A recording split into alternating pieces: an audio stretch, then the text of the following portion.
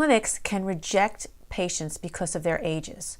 Some will not allow a combined age of both parents over 100, or some will not allow the mom to be over 55, even if she's using a donor egg and a carrier. What is the reason for these age cutoffs and what are they based on? I will address this in today's video.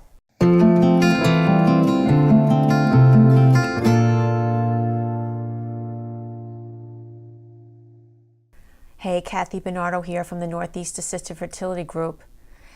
Assisted reproductive technology has allowed people of almost any age to have kids.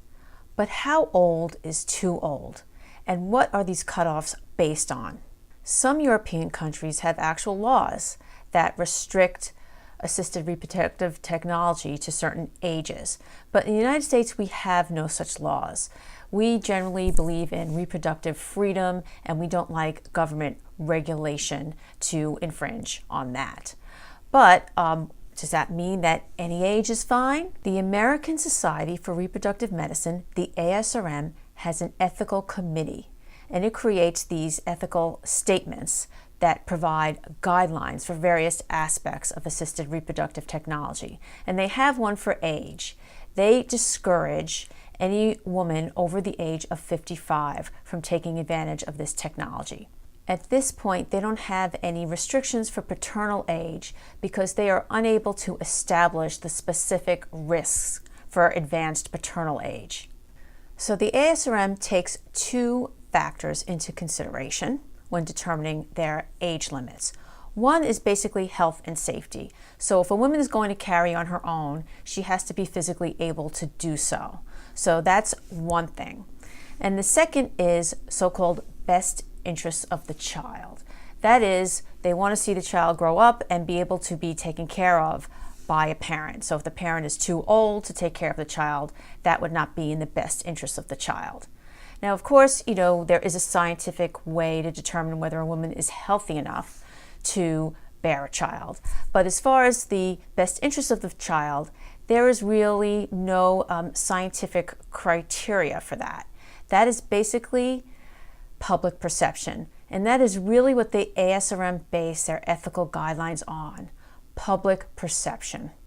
Public perception is not particularly very scientific criterion on which to base these age cutoffs. In a recent edition of Fertility and Sterility, the publication of the ASRM, a group of industry professionals published the results of a survey. This 5-minute survey was conducted through SurveyMonkey. A nationally representative sample of about 1,400 people was surveyed, balancing geography, gender, race, and age. More than half supported age limits on women seeking fertility treatment, and fewer, but still more than half, supported limits on men's age. About a third endorsed limits on parents using third parties to have children. Older people, those in the Western U.S., and Republicans were more supportive of age limits than other groups. Those who identified as non-heterosexual, childless people, college-educated, and minorities were less likely to support age limits. Men were more likely not to favor limits on men, even if they favored limits on women. So as you would expect, different groups of people have different ideas about age limits, but almost everyone is in favor of some kind of age limit. Now, if you're in your 50s and you want to have a kid, you'll be able to find a clinic that would work with you. Some won't, but you will be able to find one that will. So what do you think about age limits? Do you think there should be age limits on how old a mom can be, on how old a dad can be? Please let me know in the comments below. Please subscribe to my channel and go to our website, assistedfertility.com, for more information about surrogacy, egg donation, and third-party reproduction. Thanks so much for watching.